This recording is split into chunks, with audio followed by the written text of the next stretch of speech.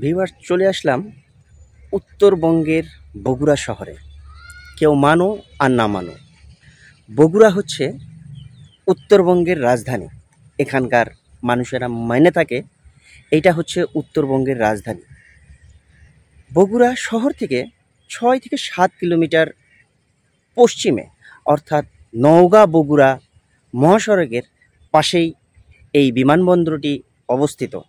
এই বিমানবন্দর নিয়ে অনেকে অনেক রকম মন্তব্য, অনেকে অনেক কিছু প্রচার করেছেন। সেই সম্পর্কে আজ কিছু তথ্য দিয়ে আপনাদের জানাবো। খুব শীঘ্রই উদ্বোধন হতে যাচ্ছে, অলরেডি টিকিট বিক্রি হয়ে যাচ্ছে, বুকিং দিচ্ছে। এরকম নানা বিভিন্ন ইউটিউব চ্যানেল থেকে মানুষ দেখে উৎসাহিত হচ্ছে, কেউ ভুল তথ্য পাচ্ছে।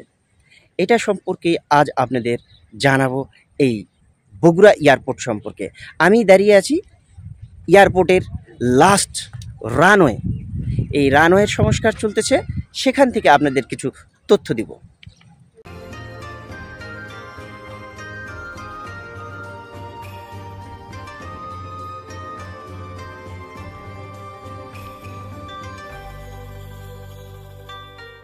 বর্তমানে যে 4700 ফিট রানওয়ে আছে, সেই রানওয়েটা নষ্ট হয়ে যাচ্ছে। সেটা ফুল রিকার্পেটিং করে এটাকে স্ট্রেংথ ওনাদের কিন্তু আমরা নিয়োগ করেছি অলরেডি, কনসাল্ট করা। তাহলে আমরা সৈয়দপুরের মতো আমাদের কমার্শিয়াল ফ্লাইটগুলো অপারেট করতে পারবো। -8 যেগুলো যাচ্ছে আমরা অপারেট করতে পারবো।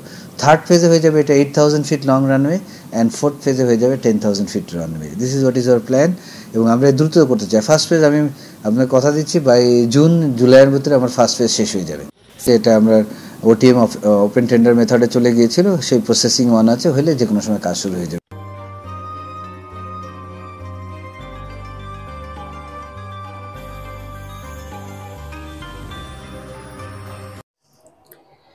উত্তরবঙ্গের রাজধানী যে এয়ারপোর্ট নিয়ে এতদিন অনেকে প্রতীক্ষা ছিলেন, এলাকাবাসীর সাথে কথা বলে শুনলাম তারা অনেক অতি আগ্রহে বসে আছেন কবে এয়ারপোর্টটি চালু হবে।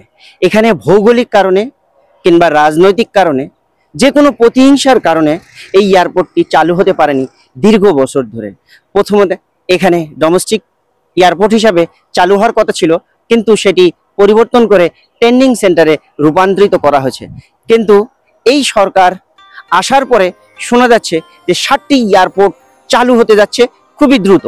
তার মধ্যে চালু হতে যাচ্ছে এই উত্তরবঙ্গের রাজধানীর প্রাণকেন্দ্র বগুড়া শহরের এয়ারপোর্টটি এতই গুরুত্বপূর্ণ, এইটার উপর দিয়ে, এই বগুড়ার উপর দিয়ে বিভিন্ন ডিস্ট্রিক্টকে, আপনি দক্ষিণবঙ্গে বলেন, ঢাকা বলেন, আর যেই বঙ্গেই বলেন, আপনাকে যেতে হবে। বগুড়া ছাড়া কোনো বিকল্প রাস্তা নেই। আর এই কারণেই এই ডিস্ট্রিক্টটি অনেক গুরুত্বপূর্ণ হয়ে দাঁড়িয়েছে। তার মধ্যে এয়ারপোর্ট আরে বড় একটি গুরুত্বপূর্ণ স্থাপনা, কারণ এখানে হচ্ছে নওগাঁ, নাটোর, গাইবান্ধা, জয়পুরহাট এবং মিডিলে আছে বগুড়া, তার এক পাশে আছে সিরাজগঞ্জ। এই জন্যে এইটা হচ্ছে খুবই গুরুত্বপূর্ণ একটি এয়ারপোর্ট। এখানে নওগাঁ বগুড়া যেই মহাসড়ক আছে, তার পাশেই বগুড়া থেকে 7 কিলোমিটার দূরে, 6 থেকে 7 কিলোমিটার দূরে এই এয়ারপোর্টটি অবস্থিত। কিন্তু এখানে তথ্য নিয়ে জানতে পারলাম এখানকার সংস্কার করা হচ্ছে শুধু রানওয়ে আর কিছু প্রশাসনিক বিল্ডিং। অ্যাকচুয়ালি সেই বরাদ্দ এখনো হয়নি এয়ারপোর্ট চালু হওয়ার মতো। অনেকে already Dhaka to Bogura, Bogura to Dhaka ফ্লাইটও বুকিং শুরু করে দিয়েছেন বিভিন্ন চ্যানেলগুলোতে।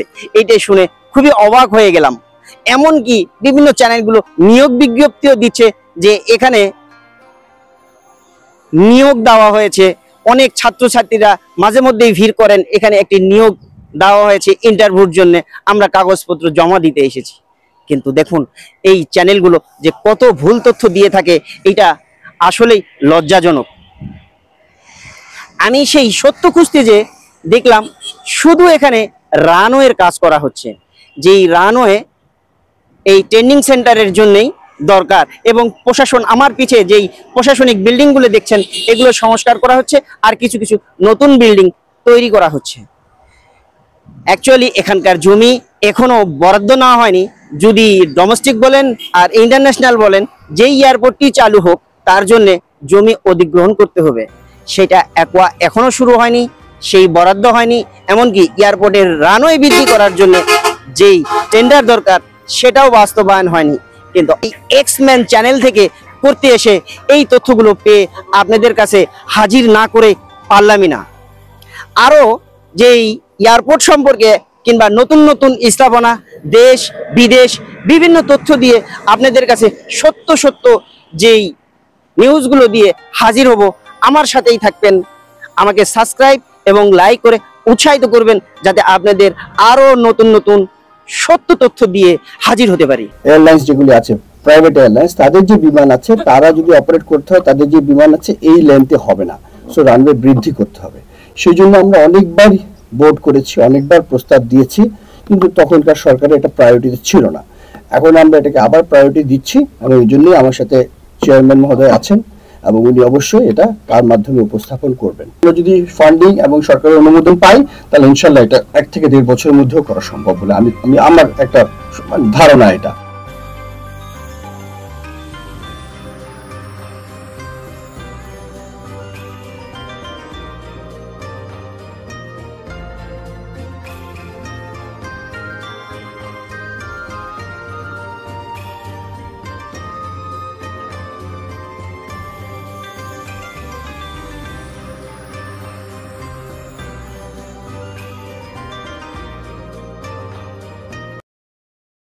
ওনারা করেছেন যেটা 4 ধাপে, বর্তমান যেখানে আছে এর থেকে সেকেন্ড ধাপ করলে মোটামুটি ছোট বিমান আসতে পারবে, সেটা হচ্ছে 6,500 ফিট রানওয়ে।